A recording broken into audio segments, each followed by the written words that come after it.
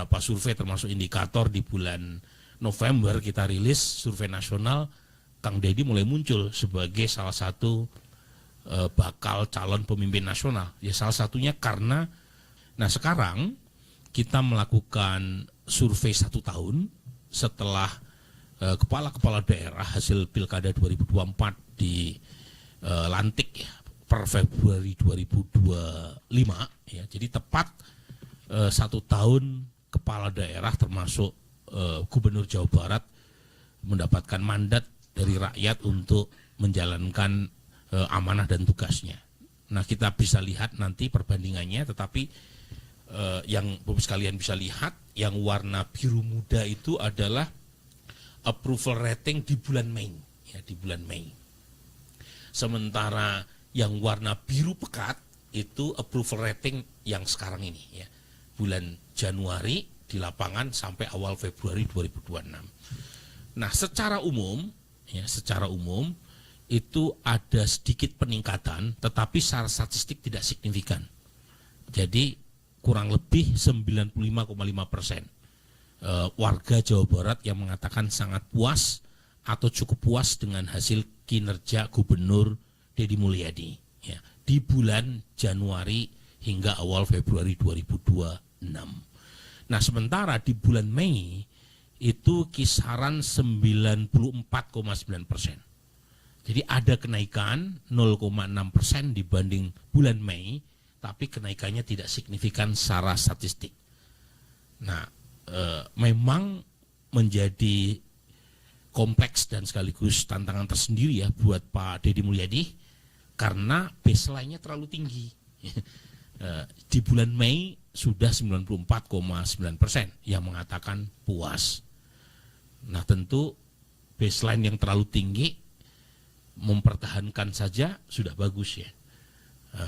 Karena di banyak tempat tentu tidak mudah untuk mendapatkan approval rating setinggi ini ya. Kita punya pengalaman banyak kepala daerah yang approval ratingnya di bawah 50% ya.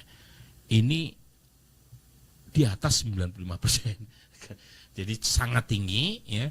Dan kita bisa cek di situ yang mengatakan tidak puas sama sekali nggak ada ya.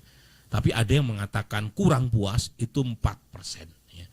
Jadi ini gambaran hari ini yang menunjukkan sekali lagi mengapa kepuasan yang sangat tinggi ini ya, itu membuat Kang Deddy Mulyadi mulai dibicarakan di level nasional. Ya saya kira beberapa survei termasuk indikator di bulan November kita rilis survei nasional, Kang Deddy mulai muncul sebagai salah satu bakal calon pemimpin nasional. Ya salah satunya karena approval rating yang tinggi di kalangan warganya sendiri. Nah, nanti implikasinya kayak apa biar Mas Jayadi dan Kang Firman ya yang akan membahas. Lanjut. Nah, ini kita bisa cek dari demografi maupun wilayah, sumber-sumber demografis maupun geografis di Jawa Barat yang menjelaskan mengapa Kang Deddy mendapatkan kepercayaan yang cukup tinggi dari warganya. Dan dari sini nyaris datang dari semua kalangan ya. Jadi misalnya dari sisi gender, mau laki-laki mau perempuan, karena memang baseline-nya udah tinggi 95,5% ya.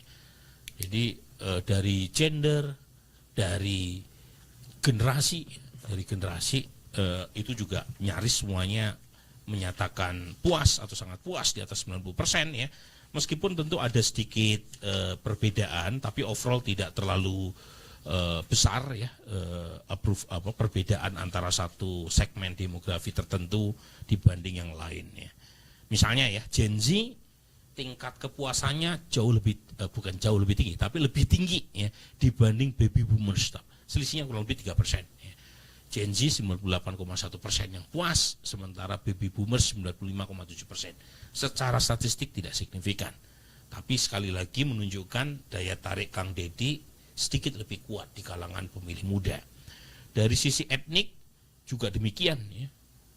Mungkin agak lemah dikit di kalangan etnik Betawi, tetapi itu pun warga Betawi, saya kira yang tinggal di Depok ya, atau Bekasi, itu approval rating Kang Deddy masih di atas 91,9%.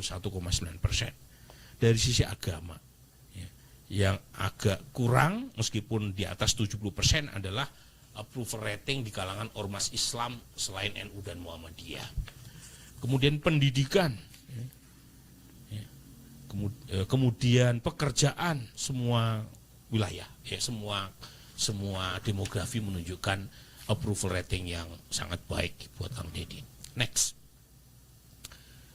Nah, ini dari sisi wilayah, sekalian bisa cek ya dari sisi wilayah di mana saja sumber kepuasan terhadap Kang Deddy. Secara umum datang dari semua kalangan, bahkan ada yang 100%. Jadi misalnya kayak Kuningan ya, mana lagi itu, Kota Tasik ya, itu approval ratingnya di atas 100. Ini tentu saja ada masalah margin of error ya, karena sampel 800 kita breakdown menjadi beberapa kategori berdasarkan kabupaten dan kota, dan margin of errornya tentu akan bertambah ya seiring dengan pembagian berdasarkan wilayah ini. Tetapi overall menunjukkan sekali lagi bahwa Kang Deddy mendapatkan approval rating cukup merata dari seluruh wilayah, meskipun di beberapa tempat tingkat approval ratingnya di bawah rata-rata provinsi. Tadi rata-rata provinsi 95,5%, tapi di kota Sukabumi approval rating Kang Deddy 82%. Masih tinggi. Kalau saya atau Mas Jayadi kan dosen, Kang Firman dosen ya, di atas 80% A lah ya, masih A gitu ya. Tetapi nilai Kang Deddy di kota Sukabumi tidak setinggi di tempat lain gitu ya. Tempat lain mungkin A plus ya, di situ A aja gitu.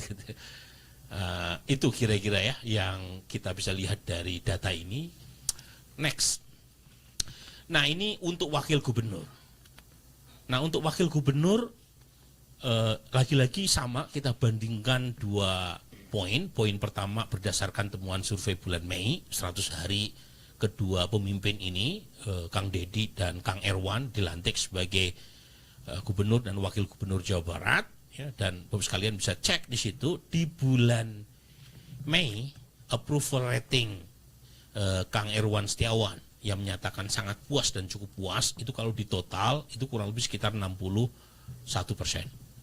Nah, di bulan Januari akhir hingga awal Februari approval rating Kang Erwan Setiawan sebagai wakil gubernur itu sedikit mengalami penurunan menjadi kurang lebih sekitar berapa itu?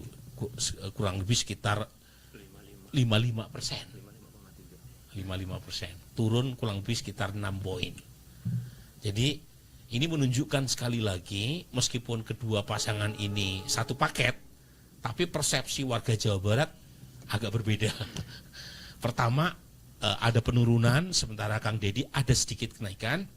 Yang kedua, meskipun mayoritas approval rating Kang Erwan Setiawan sebagai wakil gubernur Jawa Barat, tetapi selisih atau gapnya dengan approval rating pasangannya yaitu. Download Tribun X sekarang, menghadirkan lokal menjadi Indonesia.